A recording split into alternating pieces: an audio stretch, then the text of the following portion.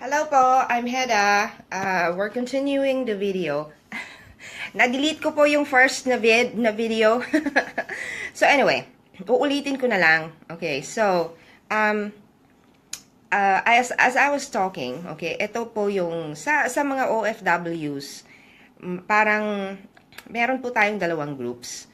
Yung first group, those OFWs na, yun nga, kagaya ko, palaban, yung parang walang, I'm not shy to speak my mind, okay, kumbaga.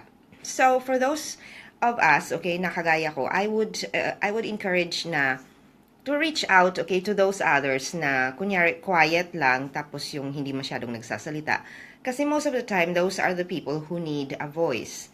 So, perhaps, okay, we can give them a voice in terms of doing something like this, or in writing towards nation building, helping in nation building, or kunyari if you are very good in terms of ano ba yun?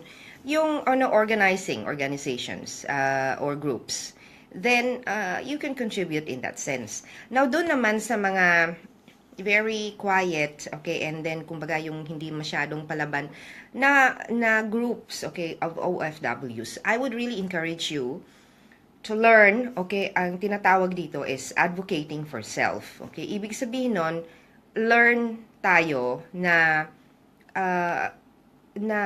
kumbaga yung parang iangat natin yung ating hindi rin, it's not fighting spirit. Perhaps yung self-confidence para kunyari meron tayong kailangan with our employers. We can talk to them, okay?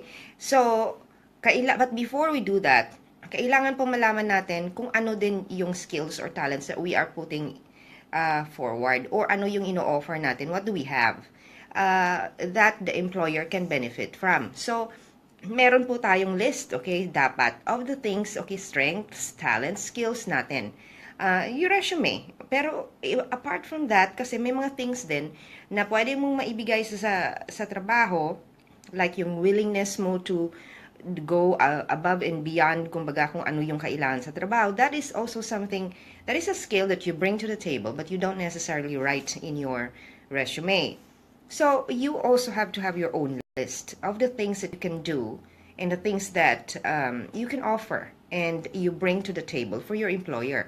So, bakit kailangan yon? Kasi, in order for you to be able to tawag doon, in order for you to negotiate kung ano din yung kailangan mo from your employer, then you have to have knowledge of, okay, what you are offering. So, ano ba yung mga things that, okay, you can negotiate for? Sa Thailand, for example, kasi hindi lahat kasi ng trabaho sa Thailand offers the same kind of things.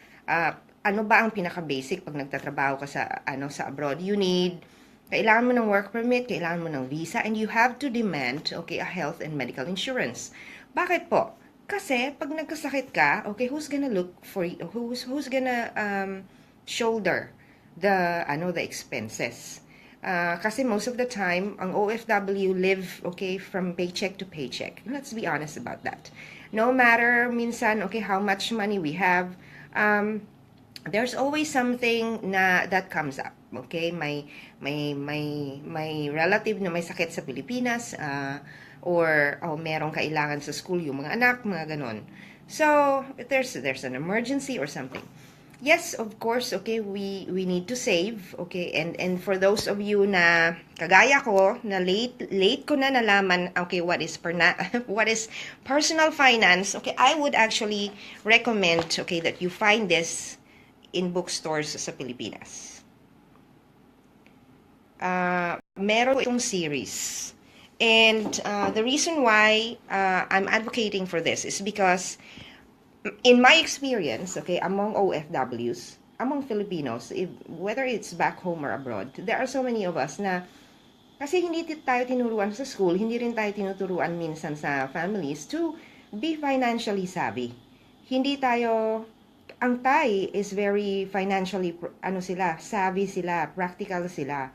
So, we need, okay, to look at these things, and we need to identify, we need to acknowledge, okay, na meron tayong mga kailangan in terms of ourselves. Kasi, ganito po yun. If we keep on just knocking on the doors of politicians all the time, and then tayo, okay, hindi naman tayo nag-work on ourselves, okay, hindi rin, this nation building aim or goal of ours is never going to happen.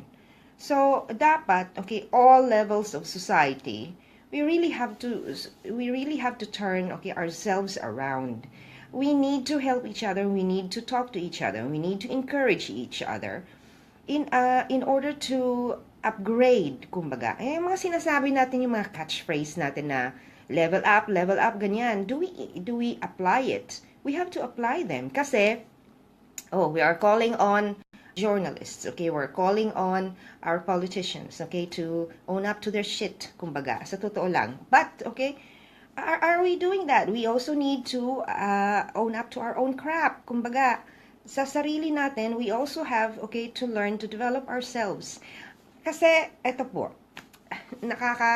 it's kind of funny, okay? It's kind of funny in a very awkward way. Okay, look, I am talking here on on nation building, di ba? And then a lot of you still see na meron pa ring ang akala dating site ito. Meron pa akong mga nakukuhang mga kung ano-anong mga messages.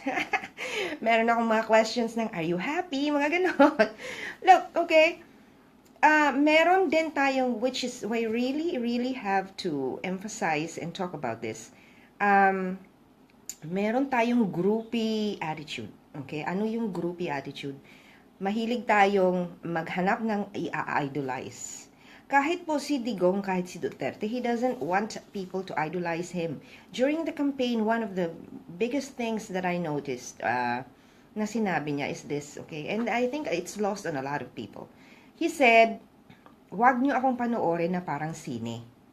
Okay? He doesn't want us to idolize him kasi gusto nga niyang i-empower tayo.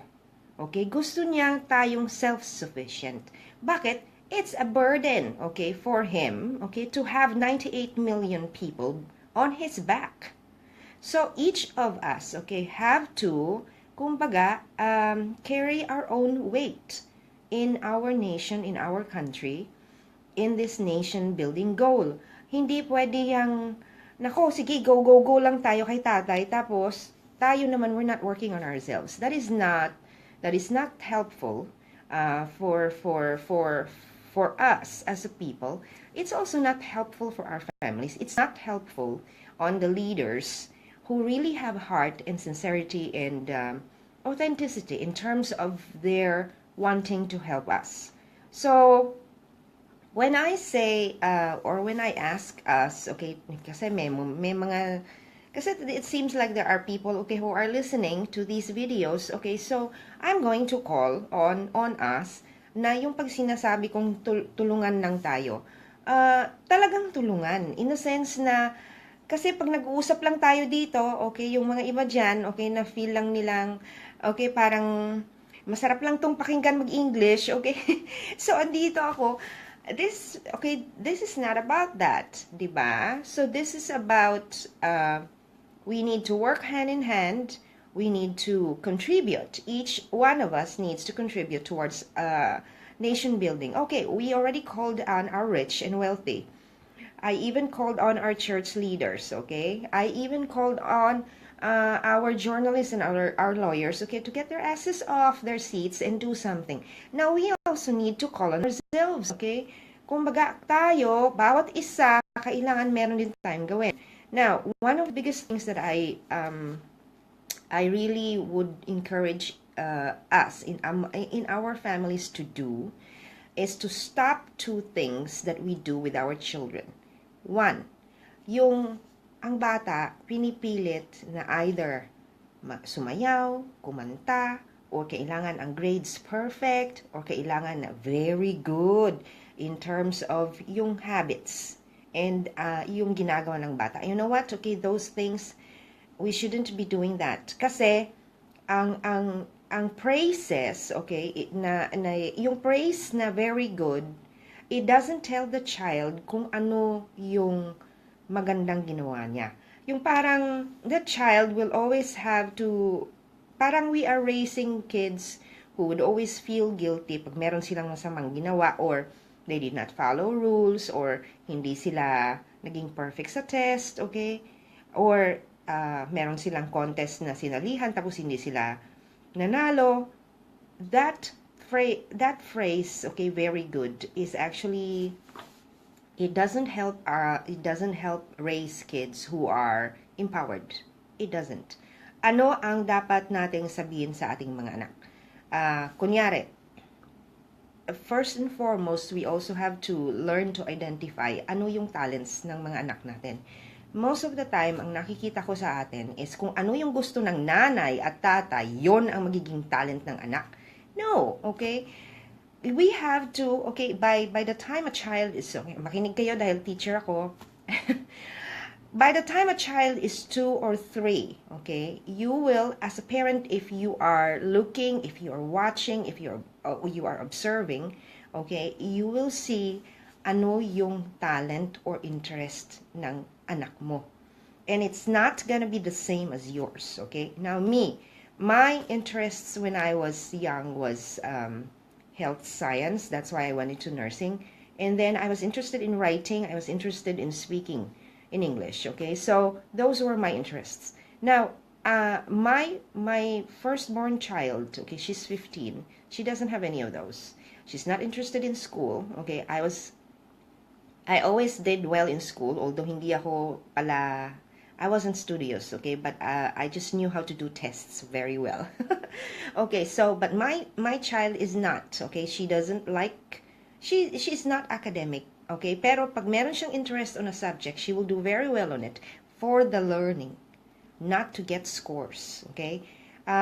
She's interested in singing. Her dad kasi is a singer, and my mom is a soprano singer. Pero ako, I cannot sing one note. Okay? So, but that's her interest.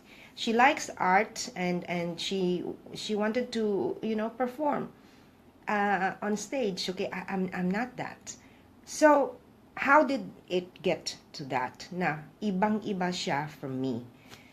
Because when you are outside, when you are an OFW, when you're working abroad, you see how other people raise their children.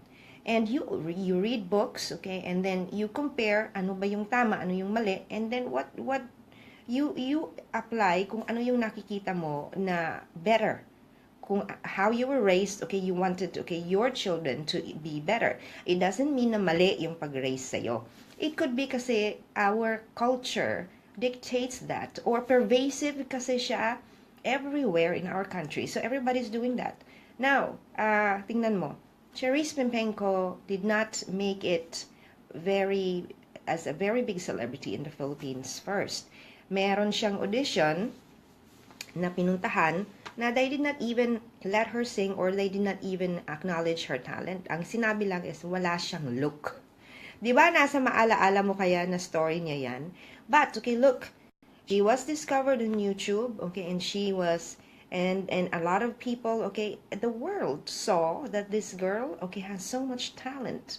Now, bakit, okay, it is always yung parang other people from outside the country, yun pa yung will always be the first ones to uplift or acknowledge or honor or affirm yung talent ng Pilipino. Bakit ganun? Why are we so nasty towards each other?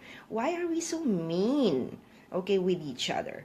Hindi ko maintindihan yon. And then I've been observing that, and I've been trying to see or find out. I've been reading books, okay, where this is coming from, because I am interested. I love the Filipino people. I don't know where that is coming from. Perhaps my experiences when I was younger, or because maybe my grandfather, okay, raised us that way. So, what I have learned, what I have observed is that because as a people, as a group, okay, I'm not saying this is individual. As a group, meron tayong certain insecurity. Ang insecurity natin is because we have always been under an imperialistic ruler, okay? 300 years under the Spanish, 50 under the American, 3 under the Japanese. And so because of that, we always feel inferior. And okay, our history books were from the Spanish time. They have always been whatever, okay, the imperialistic ruler that was ruling our country, ano man yung goal nila for us, okay, that's what our history was. So in-erase yung history natin pre-Spanish, okay? So we have to go back to that because that's who we are. We are not half Spanish. We are not half Americans. Okay, we're not, okay, 1/4 Japanese or 1/4 Portuguese. We have to stop talking and saying that because look at our skin. Where do we live? What is our passport? Okay, we need to stop deluding ourselves. Okay, that we are half Spanish. We have blood. Okay, but that is not okay, or that is not who we are. We are insecure as a people because we don't know what our identity is. What is the identity of the Filipino? I will tell you what, okay? Because I've had the privilege, okay, to look into some of her texts, okay, from the past.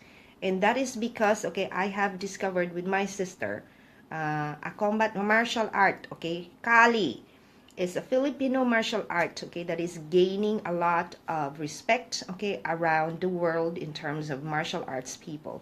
Ano ang Kali? That is, remember Lapu-Lapu and Magellan, okay? Because it, you know what, it dates to that. It has something, it has relations to that. We were a blade culture, okay? So Magellan, with all his skills, okay, coming from, okay, a much more developed country, came to our country, okay? He did not stand a chance against Lapu-Lapu. Because the skills, okay, of the Filipino people in terms of the blade, okay, was supreme. And the reason for that is because we come from warrior kings and queens that come from the Malay and from the Indonesian peninsula. And we were adept, okay, at the blade because, okay, we had to defend our territories. We are islands. We are 1,000, 1,000, ano? 1,007, ano nga ba? How many islands are we? Okay, so we have warrior blood. We are descendants from warrior kings and queens because, okay, we had to defend our territories from each other, okay, one island against another because, okay, it was about territories. And then there were also foreign bodies or foreign invaders who came, and so we had to defend our family, okay, from that. So that is who we are. That is who the Filipino is, okay? Yang tapang mo is coming from that, okay? It's not coming from the Spanish, okay? It's not coming from the American blood of yours. No, it's coming from your ancient, okay, blood before all these imperialistic people came to us, took away our identity, erased it, okay, and then tried to tell us that this is who you are going to be because that's who we want you to be. All right, okay, we need to go back to our roots. Ano pa? So that is, okay, our sense of insecurity is coming from our loss of identity. And then it doesn't help us, okay, when we had so many politicians, okay, who were just there for themselves. We also have this hierarchy, okay? Let's stop calling each other sir and ma'am. Kasi merong hierarchy yan. When you're calling somebody ma'am, it's like you're saying, you're relegating your power to them. Kasi you're telling them they are much more superior than you are. Let's stop, okay? Let's call each other by title. If the person is a senator, call him a senator. Congressman, call him a congressman. Mayor, call him mayor. Don't call him sir. Don't call him ma'am. And then we need to refuse, okay, also other people when they call us ma'am or sir, because that also, it all dictates, okay, hierarchy. And we need to do away with these things. It's all about, I had a very fun, what you call this, okay, text messaging with my former teacher in nursing school, Ma'am Nadine, if this finds your way. Kasi sabi nga niya, parati na lang tayong yung, okay, siya sa Maharlika, ikaw aliping sa gigilid ka na lang forever, okay? So parang we always have that, okay, sense of hierarchy, okay, among our people. We need to be doing away with that. So far, That's the things that I have seen. Okay, balik tayo dun sa how we rear our children. Yung sinasabi kong, okay, wag sabihin very good. What instead we need to tell our kid is kailangan nating specify. Ang i-praise natin actually is the effort of the child. Yung ano yung mga ginawa niya in order to get to that. For example, okay, your child got 85% in science. And before, yung grade niya was 70. And then you've seen that this child really worked very hard in order to review for the test. So you praise the effort. So ang sabihin mo na, nako, you really worked hard on this one. On this one, you really did well. Okay, so it's an improvement. Okay, kasi minsan ang gagawin, yes, ipipraise nga 85%. Tapos merong tawag doon, merong buntot yung sinasabi, merong addition ang sasabihin, sige, next time 95 na ha. So, parang the child, okay, would feel that he is not enough. This is what we're doing to our children. And this has to stop, okay? The things that are happening in our country comes from how we raise our children. We really have to think about this. And in order for this to turn around, yes, while we call on our leaders, okay, to get their acts together, we also need, okay, to look down into ourselves, okay, and find out and do something about our children, because these are the people who are going to be building our country in the future. Are we empowering them with life skills? Or are we just perpetuating this whole cycle of hierarchy of, nako, very good, okay, yung parang tatlo lang kasi ang identity ng bata sa Pilipinas eh. It's like you're a singer or a dancer or matalino ka. Yun lang, okay? So, and then this is we keep on feeding this cycle. And then, okay, kumbaga, tingnan mo pag birthday ng bata, 5 years old, 6 years old, sino mas maraming bisita? Si tatay, okay, maraming iinom. Ano yung gagawin sa bata? Wala, kakain. Wala nga siyang friends, okay, in a birthday, on his birthday. Now, look, this was also my practice before until I learned from other cultures na pag birthday ng bata, okay, child's party, hindi yung birthday ni tatay at mag-iinom sila ng mga kasama niya. Ito pa, marami tayong vices. We have so many vices. Inom, sigarilyo, babae, or lalaki. We need to be looking at these things kasi we cannot just keep on asking Tatay Digong to save us. This is our problem kasi parang kailangan natin all the time ng savior. But we also refuse to look at ourselves, okay, and get our acts together. We need to, and this is something that I have talked to with a friend of mine who's American, who has spent a lot of time in the Philippines. Girlfriend niya is Filipina. Single mom din yung girlfriend niya. Ang sabi niya, he's my Kali brother. Ang sabi niya is this, why is it that in the Philippines there are so many single moms?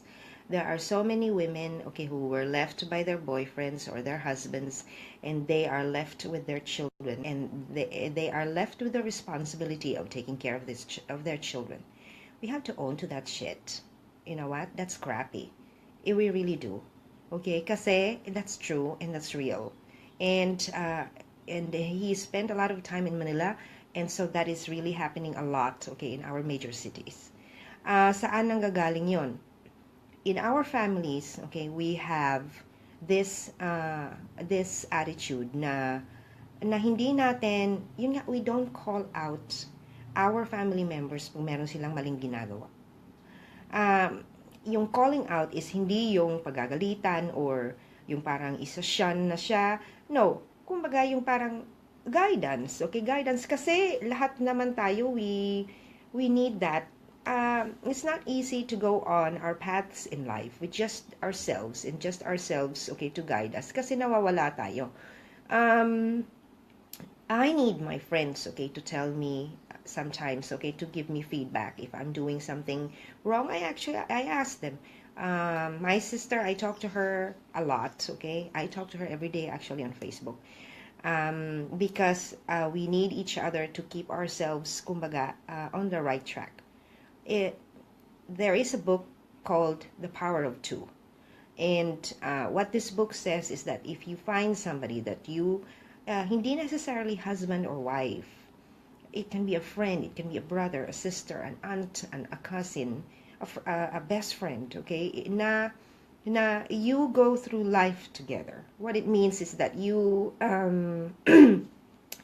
you help each other navigate the challenges of life, okay, you support each other, but you call on each other, okay, when you are doing crappy things. So but you tell that, okay, sasabihin mo, okay, this is my personal opinion, this is how I see it, okay, but you have to make your own choice. Ang problema sa atin, wala tayong, we're not frank and honest. We need to, okay, practice. Look, the Filipino people has the greatest attitude. In terms of one colleague of mine who's American, and he was married to a half Filipina, half American before. He said he's traveled, okay, so many places all over the world, and he said the Filipino has the best attitude. Ano yung best attitude? We love life. We love family. But, okay, those can also be our Achilles heel, which means na yun din ang ating weakness. Anong ibig sabihin nun? We love life, but we don't discipline ourselves in terms of money, in terms of, ang kulang sa atin is emotional regulation. Masyado tayong emotional, we don't have control of it sometimes.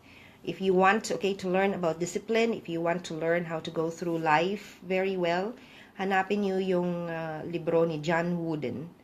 He is believed, or he is talked about by many people as the greatest coach of all time. He coached basketball, he coached UCLA, but he is seen as the best coach, okay, in all other sports. And you will learn, okay, that the first and the foremost thing that a person needs to do in order to navigate, okay, his or her life is discipline. Kaya yan ang batayan ng platform ni Digong. It's because, okay, he has seen from his 20-30 years of public service that is the most important need of the Filipino. Hindi lang Filipino, okay, it's also, it's everyone.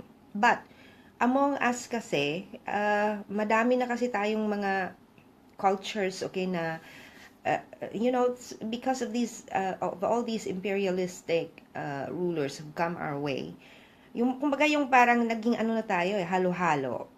So we have to go back to our roots. We need to, okay, own up, okay, to who we are. We need to find our own, we need to rediscover our own identity. Kaya tayo mahilig sa imported goods, okay, hilig sa brand names because of our insecurity, because we feel we have been fed this idea, okay, that other countries are much better. Natawa nga ako nung, di ba, merong lumabas yung kay Agot Isidro, na paano na lang tayo, magugutom tayo, wala tayong help from America, ganon. We need to learn, I was kind of, okay, that's the kind of attitude we should not have. We need to learn self-sufficiency. Kaya nga itong sinasabi ni Tatay, we need to clean up our streets, clean up our country, because the only way that the investors are going to come, the tourists are going to come, and business is going to come, and jobs are going to be there, is when we clean up. Kaya kami who understand it, those of us, you and me, who understand kung ano yung ginagawa ni Tatay, we are so mad, okay? We are more than pissed. We're incensed, okay? At these oppositionists because they don't understand what the need is. Or if they understand it, baka meron talagang malicious intent na huwag papasukin ang mga investors and tourists kasi they own the monopolies. Diba? Inom muna akong tubig. Okay. Bye-bye na muna. Wala pong baterya. See you later.